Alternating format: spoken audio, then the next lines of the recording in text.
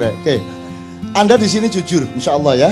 Berarti Anda sama Allah kompatibel, luding dia pada Anda, ya. Sekarang saya tanya, kalau di rumah berapa persen bisa jujur? Di rumah tanggamu sama istri, sama suami, sama anak, berapa persen bisa jujur? Nggak usah kamu jawab, cukup di batin. Begitu kamu ke kantor, berapa persen jujurnya? Kamu kalau jujur di kantormu, hancur apa jaya? Kalau kamu jadi anggota DPR, dibutuhkan kejujuran berapa persen? Mana yang lebih dibutuhkan, kejujuran atau kekejaman? Mana yang dibutuhkan, kesantunan apa ketegaan hati?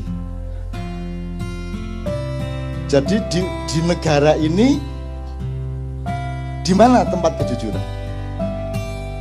Di mana tempat kesucian? Di mana tempat kemurnian? Di mana tempat objektivitas? Di mana tempat keadilan? Hanya di sini. Pas Jumat kedua tok. Nanti pulang ya nggowo gak jujure dhewe. Ngerti teman sekalian ya? Bisa Anda teruskan negara yang tidak ada tempat untuk kejujuran. Bisa Anda teruskan. Apa yang salah sebenarnya? Ini negara atau bukan? Ini pemerintah atau bukan? Oke, tak singkat ya, itu jawaban dewe. Sampai kapan kamu bisa meneruskan keadaan seperti ini? Gini aja, terakhir. Salah satu parameternya gini. Parameter orang ingkar sama Allah, parameter orang mentiadakan Allah, menganggap Allah tidak ada, itu salah satunya adalah juga tidak mengakui hakikat ciptaan Allah. Misalnya Allah menciptakan batu, kerikil, kerakal, watu, aki enggak sih? Ya. Fosil kayu ta sakar enggak sih? Batu mulia itu apa saja?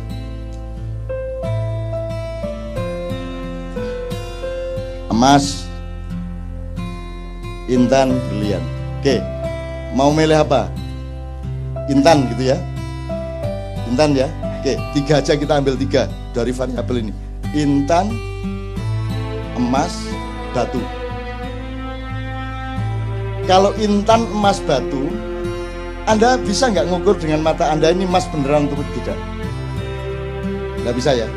Ini berlian harganya mahal, itu gimana cara kamu ngukur? Jadi yang benda kelihatan mata saja Anda nggak bisa ngukur. Sekarang Anda tahu nggak bahwa manusia itu dibikin oleh Allah, ada yang berkualitas batu, ada yang berkualitas tembaga, silver apa namanya, perak, emas, berlian, intan, mutiara. Betul nggak? Percaya nggak Anda bahwa ada manusia mutiara? Siapa contohnya manusia mutiara? Muhammadun Basharun laisa kal bashari bal huwa yaqut bainal hajari.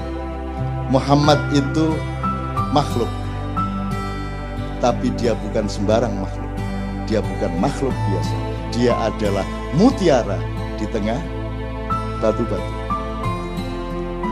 Tak persingkat ya Mas ya. Sekarang orang ngerti nggak bedanya manusia batu sama manusia mutiara? Diajarkan nggak di sekolah? Untuk membedakan manusia bermutu dan tidak, diajarkan. Orang sekarang ini, rakyat Indonesia, ngerti nggak bedanya manusia batu sama manusia mutiara? Nah kalau tidak, tolong simulasi. Bangsa yang tidak mengerti bedanya batu dengan mutiara, itu bisa terjadi apa pada mereka? Sebab nanti ada mutiara yang dibuang, karena toh orang tidak mengerti mutiara. Ada batu yang dimutiara-mutiarakan dengan pencitraan melalui Kompas, Tempo, dan lain sebagainya. Terus Anda semua percaya itu mutiara. Cuman dikasih warna kuning supaya seperti emas dan Anda percaya dia emas. Terus Anda harus pakai demokrasi, dan demokrasi itu biar seon emas sama seon batu sama. Satu suara. Demokrasi itu lahir dari bangsa yang tidak mengenal kemutiaraan manusia. Saya enggak provokasi ya. Di di Quran itu yang disebut Allah apa? Ini Mas, sudah nikah? Belum? Mbak sudah nikah? Belum? Kok kabeh perawan ya oke? Yono Habib Anis iki. Sudah nikah? Ya, udah. Lebih penting mana negara apa nikah? Nikah, jelas ya. Umumkan tuh kepada setiap orang, bahwa negara kalah penting. Sekarang pilih mana, negaramu bubar atau pernikahanmu bubar? Dah jelas. Jadi kamu memberi bobot sesuatu itu mesti ngerti mana emas, mana mutiara, mana batu. Kalau kamu tidak mengerti itu, kamu akan celaka. Lebih parah lagi seterusnya. Nah sekarang ini yang terjadi adalah, untuk apa saya ambil emas mahal, susah nyarinya. Mbok sudah saya ambil batu saja, tapi tak cat seperti emas. Itu yang terjadi. Musik ya gitu, DPR ya gitu, pemerintah ya begitu, kan yang dicarikan batu-batu. Jadi kalau kamu sekarang oleh Allah diberi karomah sehingga Anda adalah mutiaranya bangsa Indonesia, Anda harus siap untuk sengsara, siap untuk tidak dianggap. Karena yang berkuasa dan yang punya duit tidak akan mau membeli Anda karena terlalu mahal harga Anda. Mending ambil batu dianda-andakan, ngerti nggak? Ngerti ya? Oke. Sementara tidak ada orang marah, orang juga nggak ngerti kok bedanya emas sama. Jadi teman-teman di Ma'iyah ini nomor satu adalah tolong belajar kualitas manusia. Tolong mempelajari mana manusia batu, mana manusia mutiara, mana emas. Zaman kalau di Quran hanya disebut ada raja. Dan raja itu yang menentukan sebenarnya Allah, yaitu kalau orang rakyatnya sudah mengetahui, oh itu memang orang mutiara itu. Sulaiman itu memang mutiara. Yusuf itu memang mutiara. Daud itu memang mutiara. Semua orang mengakui dengan jujur. Maka dia rajanya memang. Tidak perlu pemilihan. Pemilihan itu terjadi karena Anda tidak ngerti bedanya mutiara sama. Saya bukan anti pemilu,